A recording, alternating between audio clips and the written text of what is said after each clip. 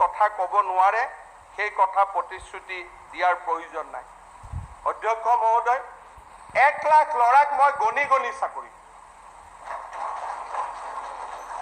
আৰু সেইদিনাখন 1 লাখ ল'ৰাক এপইণ্টমেণ্ট দিয়া মিটিংখনৰ বিৰোধী দলপতি ডাঙৰীয়াকো বিশিষ্ট অতিথি হিচাপে নিমন্ত্ৰণ গণি গণি দিম এটা গন্তিও গণ্ডগোল নহয় কৰবাত এজন বেছি হ'ব পাৰে কম নহয় অধ্যক্ষ মহোদয় মাইক্ৰ' ফাইনেন্সৰ লোন মাফ কৰিম বুলি কৈছো তো কৰিম লাগিলে আমি দৰমহা নলওঁ কৰিবই লাগিব কাৰণ অসমৰ সহজ সৰল জনজীৱনক দিয়া প্ৰতিশ্ৰুতি আমি আখৰে আখৰে পালন কৰিব লাগিব সো ভিডিঅ'টো আমি সকলোৱে ইতিমধ্যে দেখা পাইছোৱে আমাৰ মুখ্যমন্ত্ৰী ডাঙৰীয়াই কি কৈছে এছেম্বলি সো মুখ্যমন্ত্ৰী ডাঙৰীয়াৰ যে প্ৰতিশ্ৰুতি 1 লাখ যুৱকক চাকৰি দিয়াৰ আশা কৰোঁ এইটো সম্পূৰ্ণ হ'বলৈ গৈ আছে সো আমি যেহেতু এই বিগত 4-5 বছৰ আমি নষ্ট কৰিছোঁ অসম পুলিচৰ বাবে আমি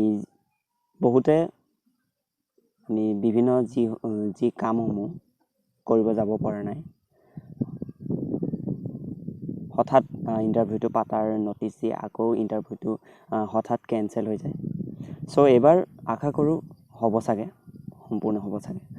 যেহেতু মুখ্যমন্ত্ৰী ডাঙৰীয়াই এছেম্বলিত উত্থাপন কৰিছে কথাটো সো সকলোৱে আমি সাজু হোৱা উচিত মেণ্টেলি ফিজিকেলি কাৰণ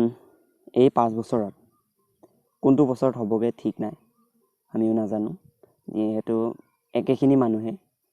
একেখন চৰকাৰে আৰু মুখ্যমন্ত্ৰী ডাঙৰীয়াহে সলনি হৈছে সো এইটো আমাৰ সোণালী সুযোগ যেহেতু মুখ্যমন্ত্ৰী ডাঙৰীয়াই 1 লাখ যুৱকক চাকৰি দিব আমিও চাকৰিটো লোৱাৰ বাবে চাকৰিটো পোৱাকৈ আমি প্ৰেক্টিছ কৰা উচিত সাজু হোৱা উচিত আৰু বহুতে চাগে ৰানিং আৰম্ভ কৰি দিছে আমি ৰিটেন এক্সামৰ কাৰণেও প্ৰস্তুত হোৱা উচিত আৰু এইখিনিতে কথাটো এটা কৈ দিওঁ যে ৰিটেন এক্সামৰ কাৰণে মই ভিডিঅ'সমূহ বনাই থাকোঁ তো আপোনালোকে চাব লগতে চেনেলটো ছাবস্ক্ৰাইব কৰি দিবলৈ নাপাহৰিব